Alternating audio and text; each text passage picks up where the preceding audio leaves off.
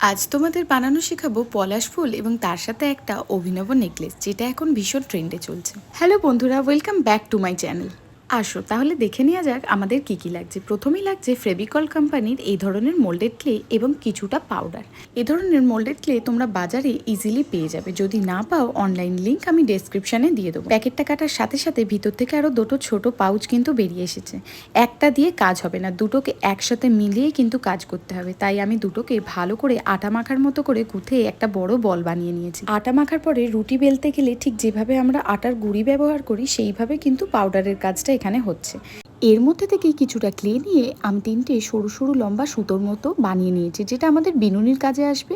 এবং কিছুটা ক্লে নিয়ে ক্লে টুলসের সাহায্যে সেটাকে রুটি বেলার মতো করে লম্বা বেলে নিচ্ছি, যাতে আমাদের হাড়ের শেপটা দিতে খুবই সুবিধা হয়।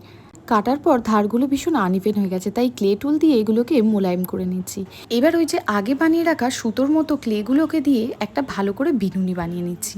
তবে এই পুরো প্রসেসটা কিন্তু খুব তাড়াতাড়ি করতে হবে, কারণ এই ক্লেটা খুব তাড়াতাড়ি শুকিয়ে যায় এবং একবার শুকিয়ে গেলে সেটাকে আর কোনো রকমের শেপ দেওয়া যাবে না।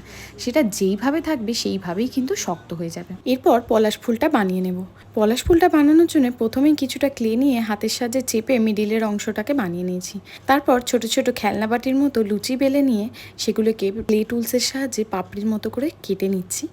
এইভাবে একটা একটা পাপড়ি বানিয়ে মাঝের অংশের সাথে যুক্ত করে দিলেই তৈরি করে ফেলতে পারবে পলাশ ফুল। শুধু পলাশ ফুল নয়, এইভাবে তোমরা যেরকম খুশি শেপ দিয়ে নানা রকমের ফুলও বানাতে পারো। এই ভিডিওতে আমি একটি ফোটা পলাশ ফুল এবং একটি কুড়ি ব্যবহার করেছি। কুড়িটা ঠিক ওই মাঝের অংশের মতো বানিয়েছিলাম বলে আর আলাদা করে ভিডিও বানাইনি। এই ধরনের ক্লেগুলো আটকানোর জন্য তোমাদের কিন্তু কোনো রকমের আঠার ব্যবহার করতে হবে না।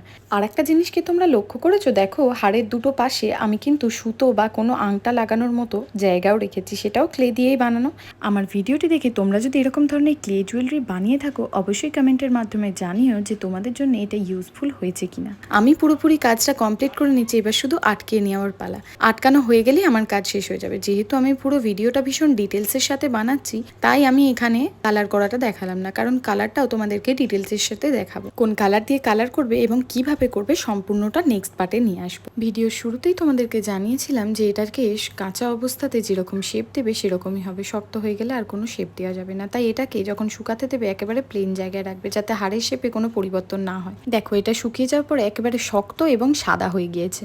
আমার ভিডিও ভালো লাগলে অবশ্যই লাইক অ্যান্ড কমেন্ট করো এবং নিজেদের ফ্রেন্ডস অ্যান্ড ফ্যামিলির সাথে শেয়ার করতে ভুলো না। দেখা হচ্ছে কালার করার ভিডিও নিয়ে। আজকের মতো আসি, টাটা।